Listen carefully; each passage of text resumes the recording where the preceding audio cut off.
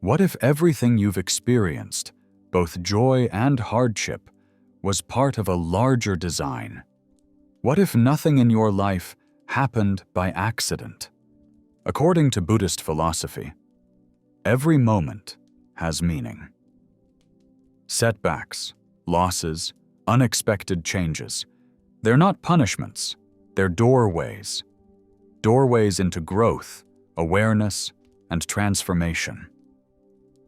This isn't just about looking backward with new eyes, it's about learning how to move forward with peace in your heart.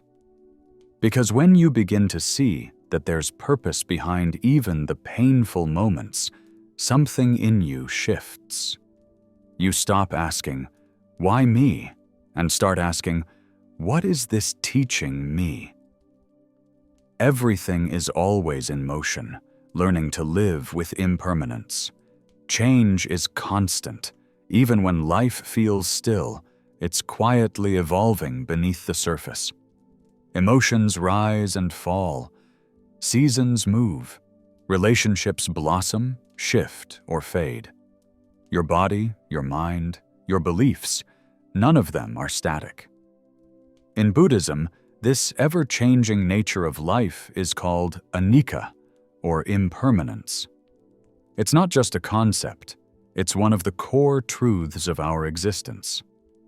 But here's the hard part. We suffer because we resist that truth. We want to hold on to what feels good. We want the hard parts to disappear fast. But life doesn't work on our terms. It's more like a current. You can't hold the water still, but you can learn to swim with it. Think of a tree in fall. It doesn't try to cling to its leaves. It lets go because it knows the seasons are wise. It trusts what's coming.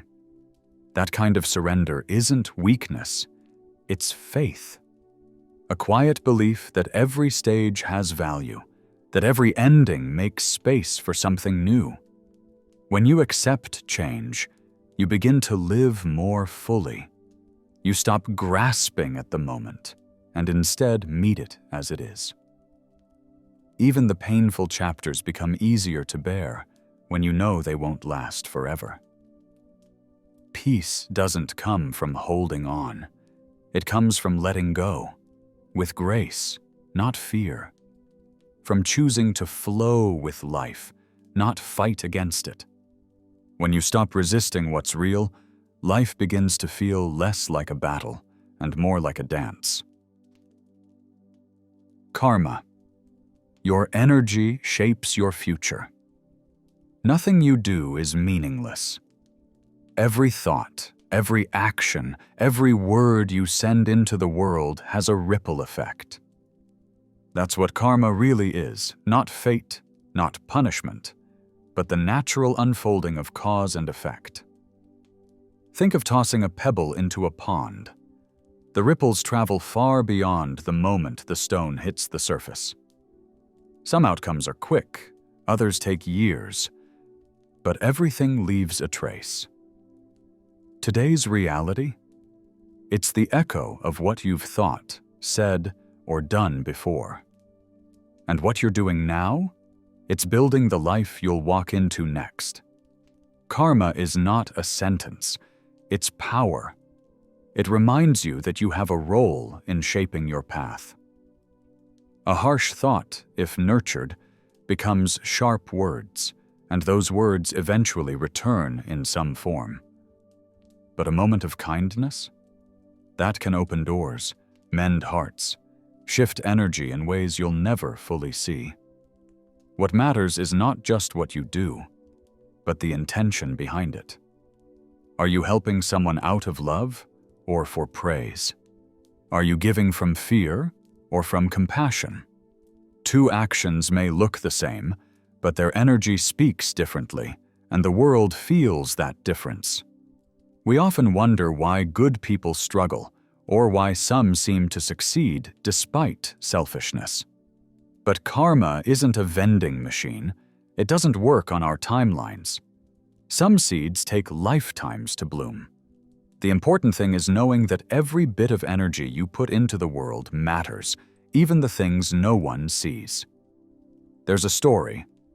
A student once asked a teacher why some are born into suffering and others into ease. The teacher replied, "If you plant wheat, you grow wheat. If you plant thorns, you grow thorns.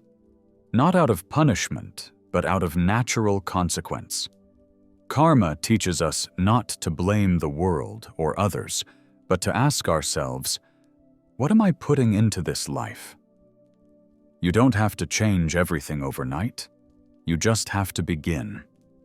Start with a softer word, a more conscious action, a thought that holds less resentment.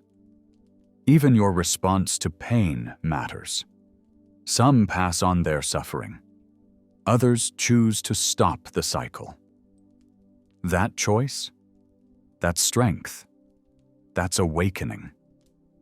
Buddhist practice invites us to pay attention, not to be perfect, but to be honest, to notice the habits we feed, the emotions we recycle, the beliefs we reinforce. Because often, the world you see around you reflects what you're cultivating within. Every moment is a planting. And right now, even in this quiet breath, you're sowing something. What will it grow into? What if what you're going through isn't bad luck, but a lesson in disguise?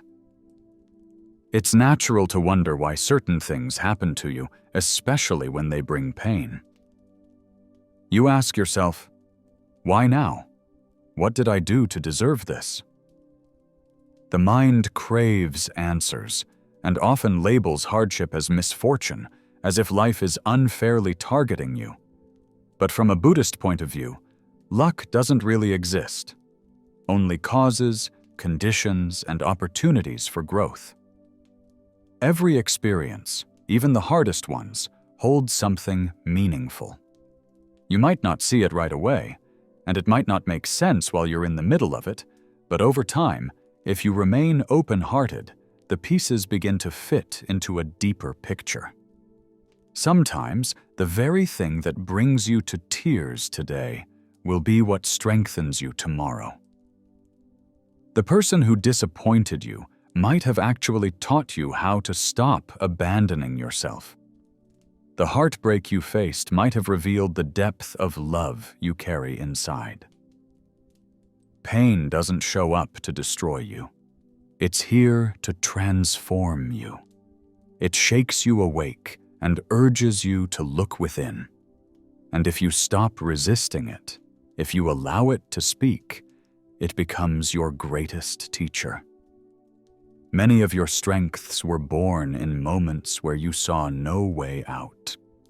Your clearest insights came in the silence that followed your biggest disappointments. So maybe it wasn't bad luck. It was a redirection. Life was nudging you down a path you wouldn't have chosen on your own, but one that led you to discover who you truly are.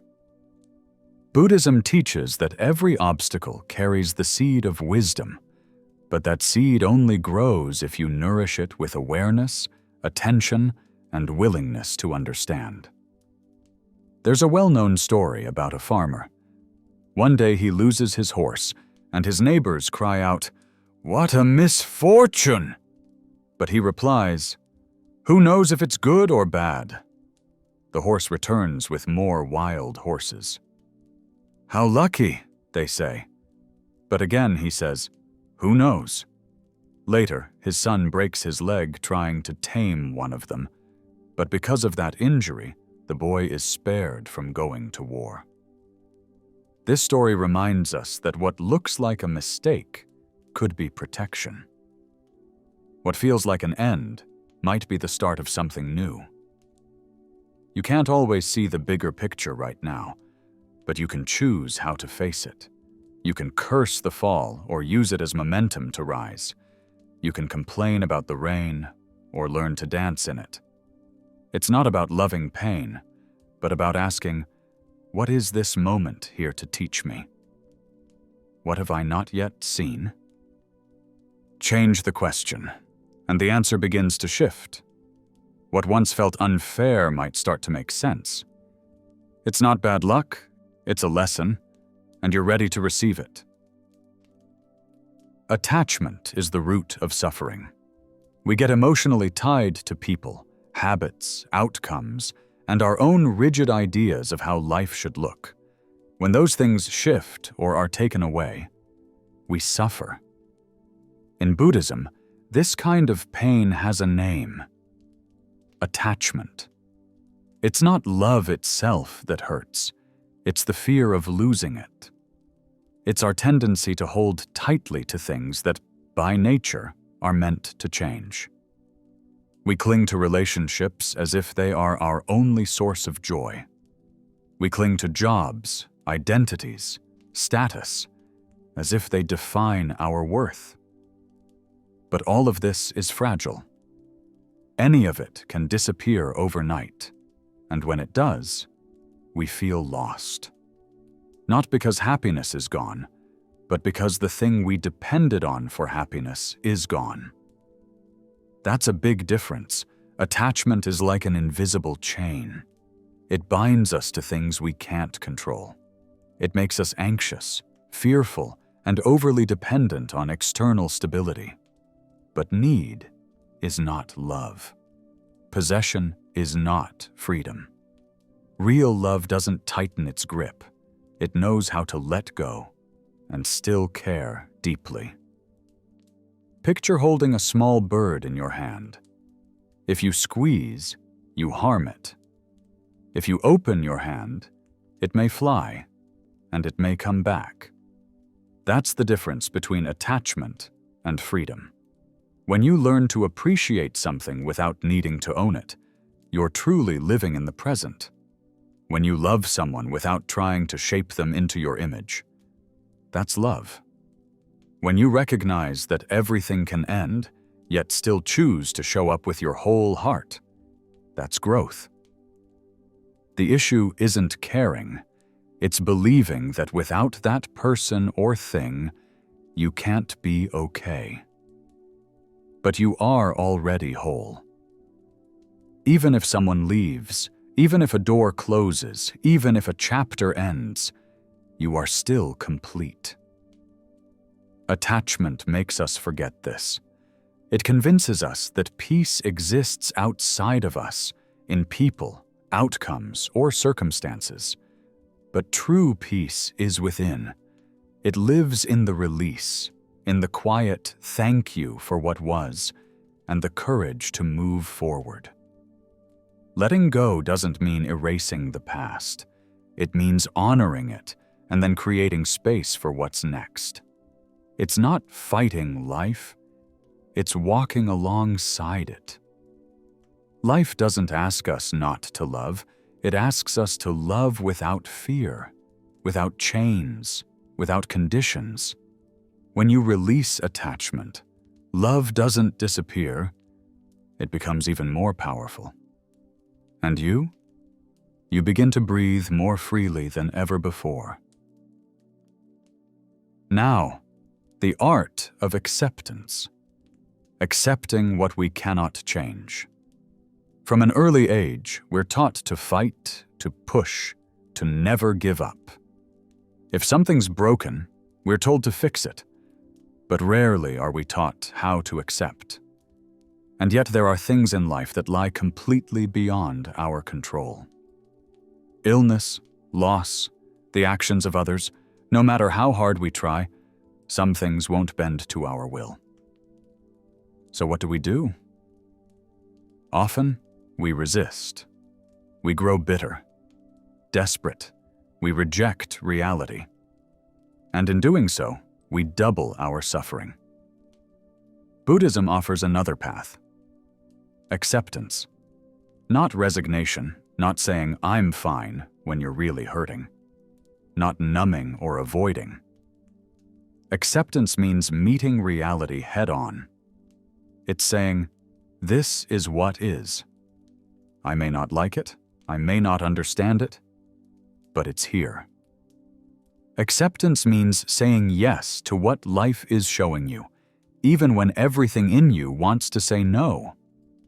It means shifting your energy away from battles you can't win and choosing instead to focus on what's still yours to change. Your perspective, your reaction, your presence. Sometimes it's a relationship ending that you didn't want. Sometimes it's a dream that refuses to come true, despite all your efforts. Sometimes it's a person walking away or a door closing without reason.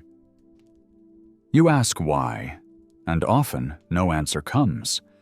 But the answers usually arrive later, when we stop resisting.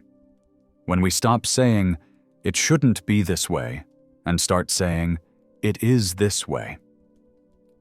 What can I learn from it? There is deep wisdom in acceptance.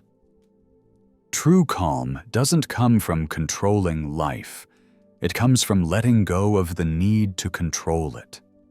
It's like no longer paddling upstream, but instead allowing yourself to be carried by the current of life, with trust. Acceptance isn't passive, it's active presence. It's the understanding that sometimes our greatest power lies not in what happens, but in how we choose to respond. When someone hurts us, we can feel the pain without becoming that pain. When we're disappointed, we can allow the sadness without abandoning hope. When life gets hard, we can move through it without losing our dignity or our faith. Acceptance also means embracing ourselves, fully, our fears, our flaws, our mistakes. It's the moment we stop chasing perfection and start treating ourselves with kindness. That's when real change begins, not the kind driven by pressure or judgment, but by love. Over time, acceptance becomes a quiet practice, a daily art. Accepting traffic, delays, rain, misunderstandings. Accepting that others move at different paces, that life doesn't follow our plans, that not everything will go our way, and still we can find peace in that. So the question shifts from, "Why is this happening?" to, "What can I learn from it?" The present moment is all we really have. The mind loves to wander, to the past, replaying what went wrong, or to the future, imagining what could go wrong. But the past is over, and the future hasn't yet arrived. The only place we can actually live is now. This moment is our true home. Everything else is either memory or imagination. And yet, how often do we drift away from here? We eat while thinking of what we need to do next. We speak with others, but our minds are elsewhere. We walk outside but miss the trees, the wind, the sky. We're alive but not fully here, present in body, but distracted in spirit. Buddhism gently calls us back to this moment, through a breath, a simple gesture, a moment of stillness. You don't need to retreat to the mountains to be present. You can return now, even while listening to these words. It can happen while washing dishes, sipping tea, walking down the street. Life unfolds only in the now. This practice is called mindfulness, being fully present, not to analyze or control, but simply to experience. In presence, every action becomes meaningful, every detail matters, every breath is sacred. You begin to realize that most of your worries weren't necessary, that much of your pain was created by your thoughts, and that being here, truly here, softens everything. You feel more calm, more grounded, more real. Being present doesn't mean ignoring the past or avoiding the future. It means not getting lost in them. It's knowing when to reflect, when to plan, and when to simply live. Every conscious breath brings you back to yourself. Every time you witness without reacting, you set yourself free. Every time you truly listen, you build deeper connection. You may not be able to change everything, but you can always choose how to live this very moment. And this moment is all that matters. The mind will wander, that's its nature. But you can return again and again because your peace isn't buried in the past or waiting in the future. It's here, now, in this very breath. Every wound carries a message, even if at first it feels like everything is falling apart. A word that cuts, a sudden loss, a door that shuts without warning. In those moments, we can feel lost, like life is punishing us. But what if we saw our wounds differently? What if every scar was a signal, a quiet invitation to pause, to look within, to grow more honest, more aware, more alive? Buddhism teaches that even suffering is part of the spiritual path. It's not denied or hidden, it's embraced, because within every painful moment lies a potential lesson. Sometimes the lesson is patience. Sometimes it's learning to let go. Sometimes it's discovering a love you never knew you had. Our wounds leave us open, raw, but it's through those openings that the light enters. It's through those cracks that we begin to notice what we'd never seen before. Every hardship is like a bell ringing, calling you to pay attention, to notice what needs healing, what needs understanding, what's ready to be transformed. And the more you stop resisting, the more healing begins. Not the quick fix that patches the surface, but the kind that changes you from the inside out. Remember, you are not what you've lost. You are not just what happened to you. You are what you choose to do with it. You can stay stuck in anger, or you can release it. You can hold on to pain, or you can let it shape compassion. You can close yourself off, or open again to life. No wound is meaningless. No experience is wasted. Everything you've been through brought you here, and everything ahead of you starts with the awareness you carry now. And if this message reached you today, maybe it wasn't by chance. Maybe something in you is ready to be seen, ready to be healed. Maybe it was time to hear this. And if, in reading this, you found even a small moment of peace, a breath of clarity, a spark of truth, then hold on to that. Let it settle into your heart. And if you feel like sharing, let your voice be heard. Your words might be light for someone else who is still searching.